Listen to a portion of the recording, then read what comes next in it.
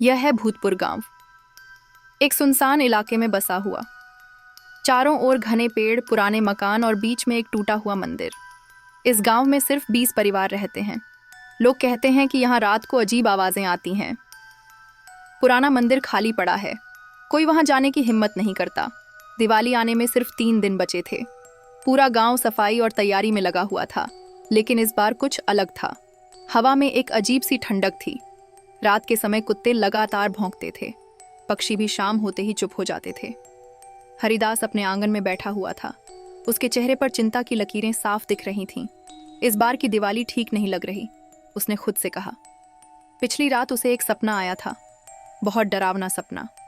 एक औरत उसके सामने खड़ी थी, काले कपड़ों में, जो कुछ कह रही थी। तभी सीमा वहां आई, वह भी परेशान दिख रही थी। हरिदास भैया, आपने भी महसूस किया? मुझे भी कल रात से अजीब लग रहा है, जैसे कोई हमें देख रहा हो। मेरे घर में भी अजीब आवाजें आ रही हैं, सीमा ने कहा। कुछ गड़बड़ है। मुझे लगता है हमें पंडित मोहन से बात करनी चाहिए। वो बुजुर्ग हैं, गांव की पुरानी बातें जानते हैं, हरिदास ने कहा। ठीक है भैया, मैं विकास और रीना को भी बुला लेती हूँ। सब मिलकर पंडित जी के पास चले।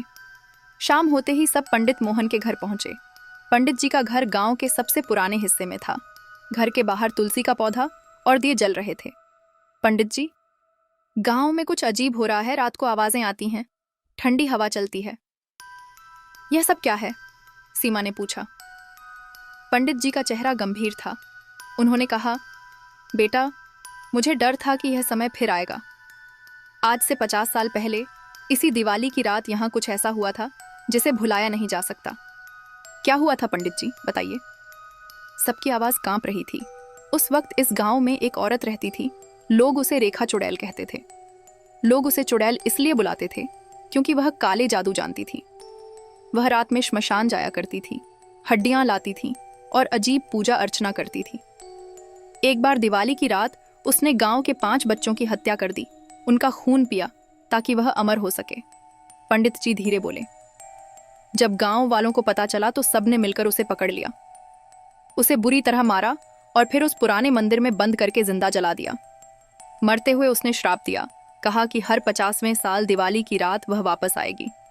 इस बार वो और भी ताकतवर होकर लौटेगी। उसने कहा कि उसे 7 आत्माएं चाहिए। 7 लोगों के खून से ही वह सदा के लिए जिंदा रह सकेगी और यह गांव उसकी हो जाएगा। आज 50 साल पूरे हो रहे हैं। सबके होंठ सूख गए। तो क्या हम कुछ नहीं कर सकते? सीमा ने पूछा। उपाय तो था, पंडित मोहन ने कहा, लेकिन अब वह असर नहीं करेगा। 50 साल में उसका काला प्रभाव बढ़ चुका है। अब कोई मंत्र या पूजा उसे रोक नहीं पाएगी। बस एक ही काम कर सकते हो, दिवाली की रात घर में रहना, दरवाजे बंद रखना, 14 दिए जलाए रखना और किसी भी हाल में बाहर मत निकलना। चाहे कोई किसी का भी नाम लेकर पुकारे, कभी बाहर मत जाना, वरना चुड़ैल का शिकार बन जाओगे। अगला दिन था दिवाली से एक दिन पहले, भूत चतुर्दशी। पूरा गांव डर में था। सबने दिए जलाए, दरवाजे बंद कर लिए, बच्चों को घरों में रोका। पर एक आदमी था, रघुवीर। वह शराबी था और किसी की नहीं सुनता था। ये सब बकवास है, चुड़ैल डायन की बातें। रघुवीर गुनगुनाते हुए गली में घूम रहा था। मैं तो रात भर घूमूंगा।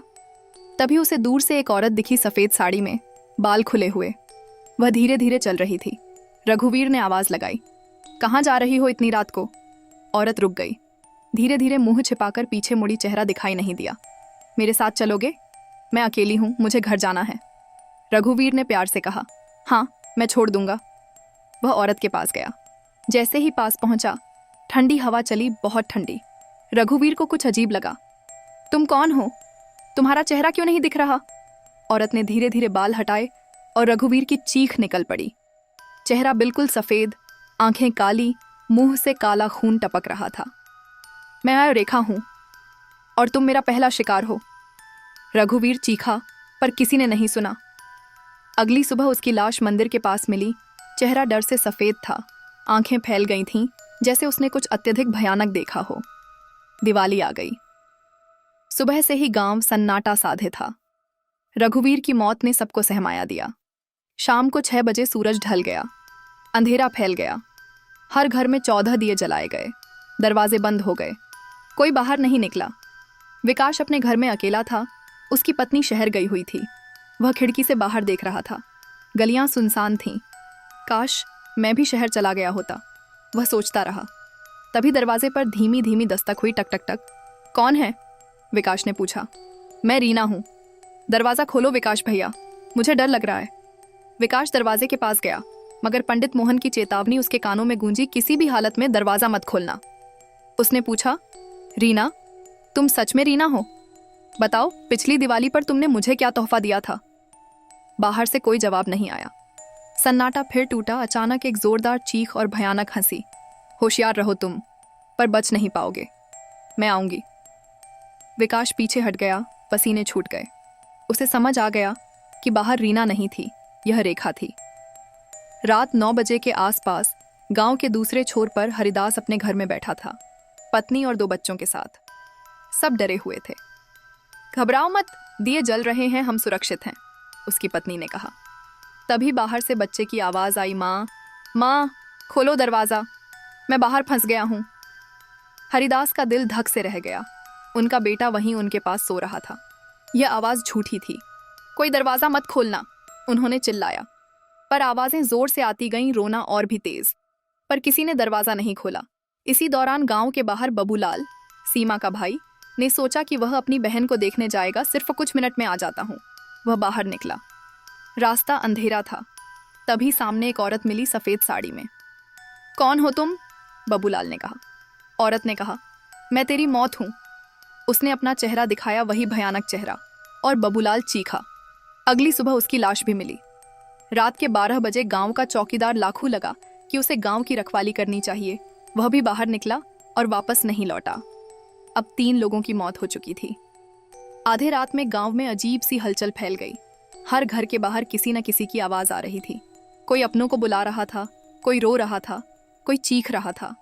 रीना अपने घर में अकेली बैठी थी। उसके हाथ कांप रहे थे।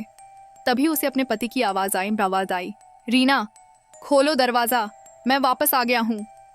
रीना घबरा गई। तुम मेरे पति नहीं हो सकते, तुम तो 3 साल पहले मर चुके थे। आवाज़ जिद पर अड़ी, मैं जिंदा हूँ रीना, प्लीज़ खोलो। रीना ने खिड़की की ओर देखा, चेहरा दिखा, पर वह उसका पति नहीं था। काली आंखें, फैला हुआ सफ़ेद चेहरा। रीना चीखी, छोड़ो मुझे। पर चुड़ैल खिड़की पर दस्तक देती रही और जाने से पहले बोली, मैं लौट कर आऊँगी। रीना ने हिम्मत की और गंगा जल छिड़का। पानी चुड़ैल पर पड़ा और वह एक जोर की चीख के साथ हट गई। रीना बच गई, पर डर अब भी उसके पीछे था। रात 1 बजे के करीब रामलाल गांव का एक बूढ़ा आदमी बेचैन था। उसे अपनी माँ की आवाज़ आई, बेटा, मैं आई हूँ। रामलाल गुम हो गया। उसे अपनी माँ बहुत याद आती थी। उसने पंडित की चेतावनी भूलकर दरवाज़ा खोल दिया, पर बाहर उसकी माँ नहीं थी, रेखा खड़ी थी। अगले दिन उसकी लाश मिली। उसी रात एक जवान लड़की बाहर गई पानी पीने, वह लौट कर नहीं आई। अब 5 लोग मर चुके थे। रेखा को बस 2 और जानी चाहिए थी। सुबह हुई और दुहक के बादलों के साथ गांव में उजाला लौटा। 5 लाशें मिलीं, सभी मंदिर के पास। अब रेखा को 2 और चाहिए थे। अगर आज रात तक वह 2 और जान ले लेती तो वह हमेशा के लिए यहाँ रह जाएगी। सबने पंडित मोहन से पूछा, तो हम क्या करें? क्या बस बैठे रहें? पंडित मोहन ने सिर हिलाया। अब कुछ भी नहीं कहा जा सकता। हम वो प्रार्थना कर सकते हैं कि कोई और बाहर ना निकले। शाम हुई, फिर से दरवाजे बंद, दिए जलाए, गंगा जल छिड़का और तुलसी के पत्ते लगाए गए। पर इस बार डर और गहरा था। रात के 8 बजे अचानक पूरे गांव में बिजली चली गई। सब कुछ अंधेरे में डूब गया। सिर्फ दियों की हल्की रोशनी थी। उसी समय हर घर के दरवाजे पर एक साथ दस्तक होने लगी। हर जगह से आवाज आई, खोलो, खोलो, मैंने आ धमकी है, तुम बच नहीं पाओगे। बच्चों की चीखें और औरतों की बू हूं मानो हवाओं में घुल गईं। रीना के घर की खिड़की अचानक टूट गई, शीशे बिखर गए। अंदर ठंडी हवा आई। खिड़की से रेखा का चेहरा झलक गया। वह अंदर आने की कोशिश कर रही थी। तुम मेरे छठे शिकार हो, उसने कहा। रीना ने तुरंत गंगाजल उठाकर खिड़की की ओर फेंका। पानी चुड़ैल पर पड़ा और वह एक भयंकर चीख के साथ पीछे हट गई। क्या किया तुमने? उसने कहा। पर मैं रुकूंगी नहीं, मैं वापसी करूंगी। रात 10 बजे विकास को याद आया कि उसने अपनी किताब पंडित के घर छोड़ दी है। बस 2 मिनट में आ जाता हूँ। वह दरवाज़ा खोलकर बाहर निकला और तेज़ी से पंडित के घर की ओर दौड़ा। बीच रास्ते में उसने देखा एक औरत सफ़ेद साड़ी में खड़ी थी। रीना ने उसे पहचाना। धीरे धीरे पास आ रही थी। कौन हो तुम? विकास ने कहा। पीछे हटो, औरत ने कहा। मैं रेखा हूं और तुम मेरा छठा शिकार। विकास भागा पर चुड़ैल तेज थी। उसने विकास को पकड़ लिया। सुबह विकास की लाश मिली। अब 6 लोग मर चुके थे। रेखा को बस एक और जान चाहिए थी। अगली सुबह गांव में मातम पसरा हुआ था। सब लोग सिहर रहे थे। पंडित मोहन ने सबको इकट्ठा किया। अब चुड़ैल को बस एक जान चाहिए। आज की रात सबसे खतरनाक होगी। किसी भी हालत में बाहर मत निकलना।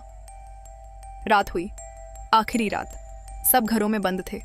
दरवाजों पर तुलसी के पत्ते लटके हुए और 14 दिए जल रहे थे।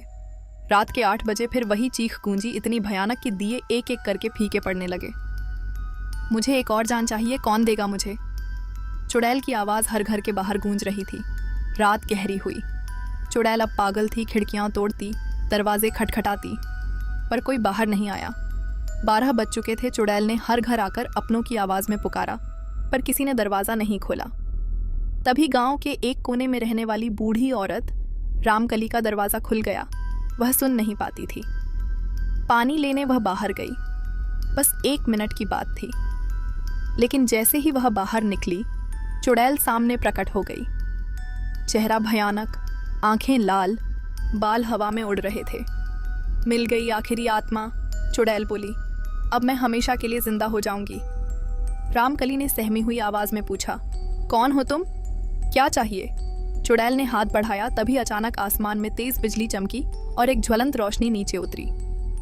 एक शांत पर शक्तिशाली स्वर गूंजा, रुक जा रेखा, बस इतना काफी है। रोशनी में एक औरत दिखाई दी, सफेद चादर सी ओढ़े, पर चेहरा दयालु और दृढ़। तुम कौन हो? चुड़ैल ने पूछा। औरत ने कहा, मैं दुर्गा हूं और आज दिवाली की रात है। अंधकार की यहाँ हार होगी। देवी ने अपना हाथ उठाया और तेज रोशनी निकली। चुड़ैल चीखी, फिर धुएं में बदलने लगी। एक जोरदार आवाज के साथ वह गायब हो गई, पर उसकी गूंज हवा में अभी भी थी नहीं। मैं इतने पास थी, मैं वापस आऊंगी। सुबह हुई, रात खत्म हो गई। रामकली बच गई थी। चुड़ैल को 7वीं जान नहीं मिली थी। गांव ने राहत की सांस ली। सब खुश थे कि वे बच गए। मंदिर के पास जले हुए निशान रह गए, पर रेखा का अंधेरा टला। लोग आज भी कहते हैं, दिवाली की रात कभी कभी मंदिर की ओर एक ठंडी हवा चलती है और दूर से किसी औरत की हल्की सी हंसी सुनाई देती है, पर अब वह हंसी कभी सीधी नहीं आ पाती। ऐसी ही सच्ची और डरावनी कहानियां सुनने के लिए चैनल को लाइक और सब्सक्राइब करें।